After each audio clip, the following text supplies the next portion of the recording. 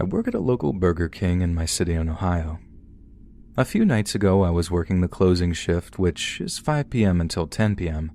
It's a shorter shift, but it's the heaviest one of the day. And not just because it's busy, because all the weirdos seem to come out after the sun goes down. And this right here is the story of the most bizarrely disturbing encounter I've ever had while working in that Ohio Burger King.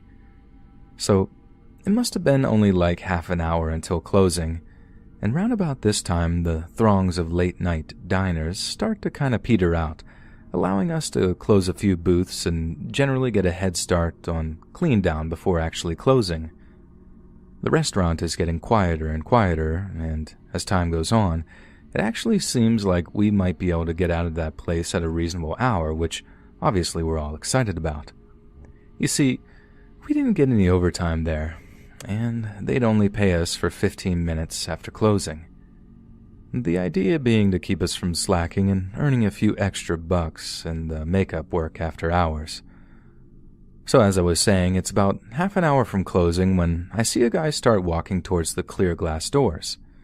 They're double doors too, so picture the scene as he opens one door, uses the little hook to keep it open, then does the same with the other door so that both sets of doors are wide open, like he's ready for an entire mob of people to start walking through the entrance.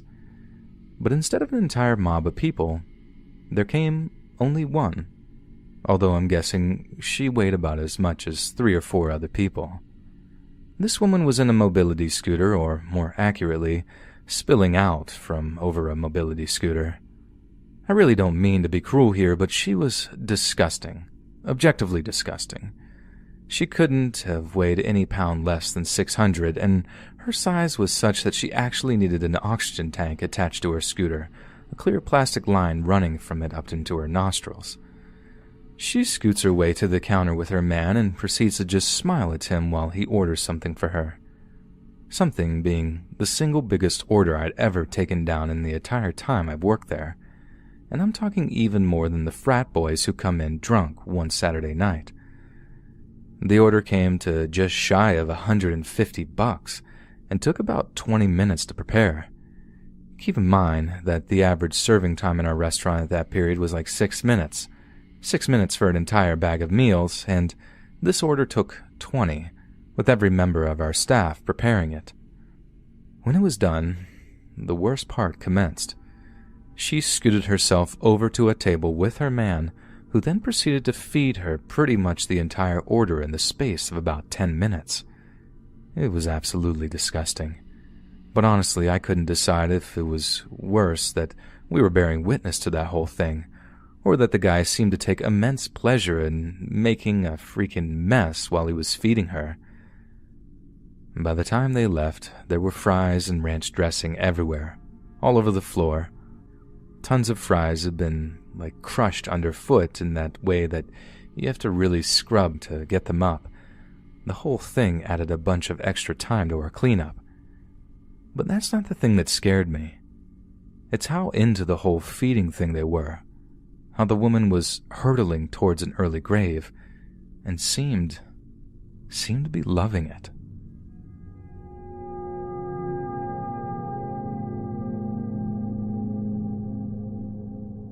A wild thing happened to my girlfriend and I at Burger King a couple of weeks ago. We ordered a bunch of food, got our drinks, and sat down at a table near the corner of the restaurant. A minute after we ordered, a guy goes up to the counter and orders. He wasn't out of place, so I didn't notice anything about him for a few minutes.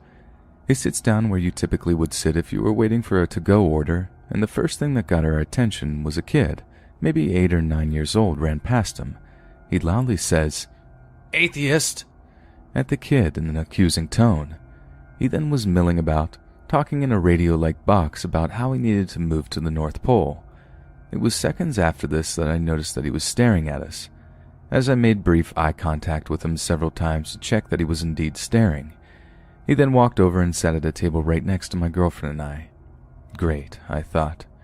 He then starts babbling to some imaginary person saying, I don't know.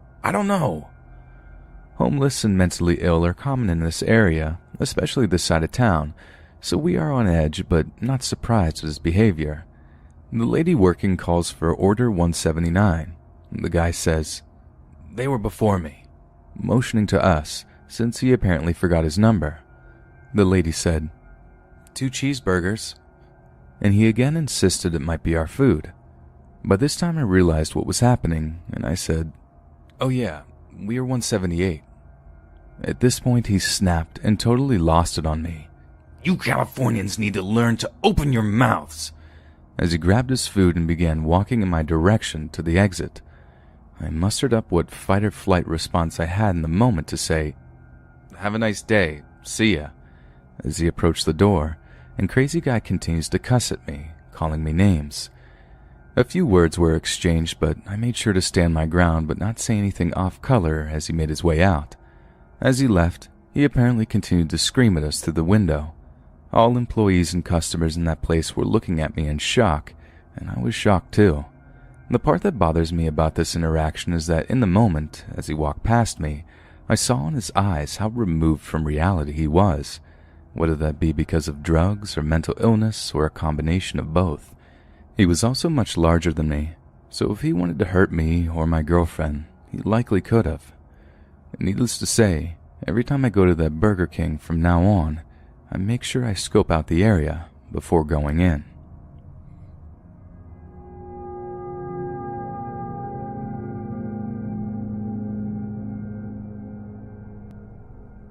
I've been pretty heavily involved in various fast food jobs since I was old enough to work, and I am now a manager down here in Florida. We experience a fair share of problems on a daily basis, but the worst has to be people who are using or addicted to drugs. They're everywhere in our industry. I mean it. The fun never stops for fast food workers. I have seen deals in the back of the kitchen, in the parking lot, in the bathroom, or walk-in. It used to be worse before my time, apparently, but honestly, I find that pretty hard to believe. My boyfriend of 10 years, who is way higher up the management chain than me, told me in the old days they would all hang out in employee parking even if it wasn't their shift, and just everyone would constantly switch cars while doing various substances. The first week I became a deputy manager, I had to cuss an employee out when she came in to work high on crystal. Not about her coming in on meth, for not doing any work. My boyfriend also tells me he came in and worked in the kitchen for a bit when it wasn't even his shift because he was rolling. Lastly, to this day, 90% of the employees come in with eyes redder than Satan's wiener. I used to be one of them, but a higher-up singled me out, and now I don't do it to spite them. This is most fast food places, but nothing can prepare you for walking into a bathroom to do a routine check and seeing a person's legs sticking out from under the stall. I remember being super tired that day. Just one of those shifts you're just trying to make it through instead of actually putting in any real work. I lazily grabbed the cleaning supplies from the cleaning closet, wandered into the woman's bathroom with my pen in hand, ready to sign my initials on the sheet to show we were being diligent and all that stuff. I straight up dropped the pen when I saw that girl's legs sticking out from under the stall, then ran. Ran back to the manager's office to call the paramedics. They kept asking if the girl was still breathing, and I had no idea. It wasn't a cordless phone, so I had to grab another team member to get them to check for me. They did not take it well. I don't think they'd ever seen another person on the verge of death like that, lips turning blue and stuff, and I had to send them home early when all was said and done. I don't really blame her either. It was a horrifying thing to behold. The paramedics showed up, and luckily this was at a time when the use of Narcan was becoming increasingly prevalent. For those that don't know, Narcan is a nasal spray that can reverse the effects of an opioid overdose.